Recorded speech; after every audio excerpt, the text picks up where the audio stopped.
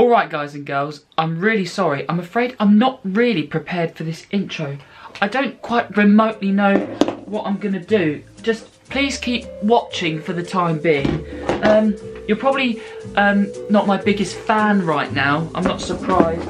Just please don't take the mickey. I mean, I'm doing my best to get prepared. Just bear with me for a second. I promise you this intro, it links with the next bit of the video. Just everybody keep calm, I think we're gonna be alright. I really just need a hand.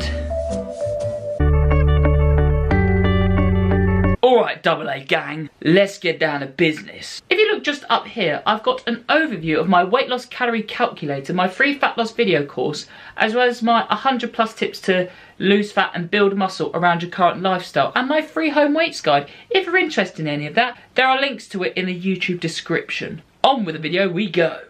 If you're an old subscriber checking back into the AA team, it's great to have you as always. And if you're a new viewer and would like to be part of the AA gang, all you need to do, hit the subscribe button as well as the notification bell, because this YouTube channel is based around making informative and entertaining videos teaching people about how they can lose fat and build muscle around their current lifestyle.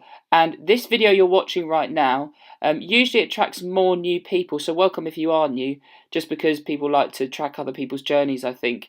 And I do my Road to the Game series as well as my Lean Bulk Full Days of Eating video, which is tracking my own journey to eventually competing at the CrossFit Games at the highest level. That's one of my main aims, and also becoming an Olympic sports nutritionist. That's what I'd love to be able to do. And I also like to create a community with this channel. So if you'd like to tell me about your current training regime or how your progress is with losing fat and building muscle, then let me know in the YouTube comments sections or by direct messaging me on YouTube, Facebook or Instagram. They would have already come up on the screen for you to get in touch with me. With this part of the video, you'll always see the first set in real time so you can see the real length of it, and then I speed up other sets depending on the exercise if you're seeing it again. So with this exercise, I've made a breakthrough because I've been doing 120 kilogram squat at this body weight, which is a PR I mentioned in my previous video. You can look at YouTube playlists that I've put on my channel if you want to look at previous episodes of my Road to the Games or Lean Bulk Full Days of Eating. But I've been struggling with 120 kilograms 5x5 for a long time, but I've been doing it at this body weight for a little while now, which is a PR and a personal record at this body weight, doing 120 kilograms of 5x5. But I'm finding now placing the bar a little bit further down the back is making all the difference. So what I mean by that is rather than just literally on top of my rear delts and the back of my deltoids, I'm going a tiny bit further down, and it's making it so much easier to stay upright with a squat and not concave my back forwards for some reason. And that was that portion of the workout. What you're seeing here, I did deadlifts every minute on the minute, 4 reps of 120 kilograms. I need to actually up the weight now, or up the repetitions, because that's becoming quite easy. And what you're seeing here is I did the 10 minutes beforehand, but I'm just doing the 3 exercises as sets so you can see what I did. I did 30 double unders, followed by 5 thrusters at 48 kilograms, followed by, I don't know what you call them, you could be like burpees, push press or something. But these are 15 kilogram dumbbells. I did 10 repetitions of these bad boys, and I did that for as many rounds as possible in 10 minutes. And I believe I did 3 rounds. No, I think I did 3 rounds and nearly achieved the 4th one. I was 5 reps off achieving the 4th round. So I really encourage you guys to test your endurance by doing workouts like this and programming them for yourself, because they're really good at helping you to not panic when your heart rate goes up, because you can still perform mechanical movements when you're very breathless. And it's a really great way of pushing yourself, and I'm going to just keep on doing these types of workouts within my training, because these are kind of more CrossFit style workouts that I'm going to have to get used to. And then finally here, you're seeing some pull-ups on a different day, I predict. And actually, with this workout, this is quite a good point. You guys might find this and will have to modify your training from time to time, just because with this workout, I think it was 2 days after doing the deadlifts and the squats, I was particularly feeling my elbow joint just to be a little bit painful on the left side. Nothing that's like really sharp that made me stop doing anything, but you can see here I was having to stretch out my shoulders and just do a few clicks, because I do find that my shoulders can get very tight. And what I was finding in this workout is that weighted pull-ups was starting to affect my left shoulder a little bit. It was starting to click and hurt a little bit. And then with the push presses you're seeing afterwards, I was really starting to feel it. It was just like a burning sensation in my tricep that was not very pleasant, not very comfortable, not as in fatigue, but just because the joints seemed to be a little bit flared up. So what I do whenever I feel that is that I either decrease the weight, take the tempo of the exercise down a little bit, just so I can manage and handle the weight a lot more easily compared to if I was doing it really quickly and explosively, just to protect the joint a bit more.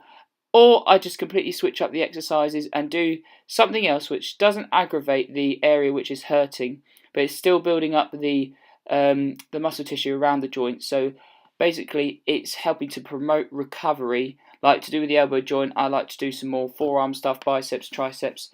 That doesn't hurt the elbow joint and helps me to promote recovery, just because keeping it strong and rather than just completely neglecting that area is something I'm a big fan of. I do believe myself that it helps to promote recovery. People have different opinions, but I found personally with my experience it's helped to speed up recovery very quickly, and I think a day or two after this my elbow was absolutely fine. So just never worry too much about niggles, but if it really is painful, then obviously don't do the exercise and program something different for yourself. Enjoy the rest of the video. Now it's time. Come on, Albie, mate, be a bit more vibrant than that. It's time. Let's see how my physique has progressed for this week.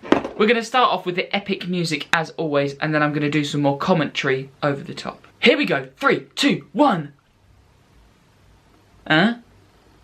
Come on. Sorry, hang on. Need to play on the music. Ready, go.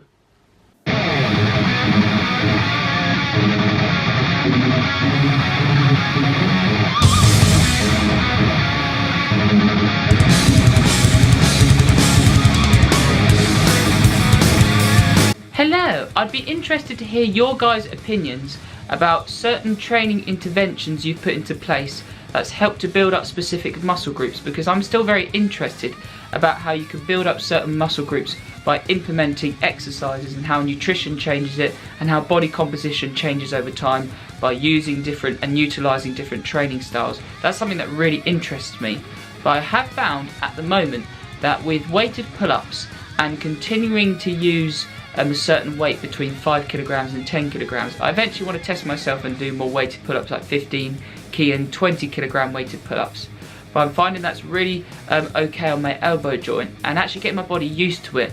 My back width has definitely improved compared to a few years ago. I've done videos on that in the past. You can scroll through my videos to find it, because I think I did a transformation video where I thoroughly go over that. But I'm always trying to work on imbalances, because my left pec has always seemed to be a little bit stronger than my right pec, but then my right tricep loves to take over a lot of the pushing movements compared to my left tricep. And it's just because I did a goalkeeping injury on my left elbow about 8 years ago now, I think, which left me having a very painful elbow in certain acute angles, which I can still feel now a little bit. And it's fine, I'm able to work around it, but I have found that's had a bit of an impact on my training, not in a negative way. I've just got to make sure that I do a lot more exercises on my left side for the tricep and the bicep, just because I don't feel the muscle groups, the mind to muscle connection is not so good compared to my right side. And in regards to my right pec, I also do a bit more pushing and dumbbell pressing on my right side just to build that up. So I'd highly recommend you guys doing that if you're struggling with imbalances at the moment. That's absolutely fine. And often a question that comes up is, can I lose fat in certain areas of the body, so just the abdomen and nowhere else, or something like that?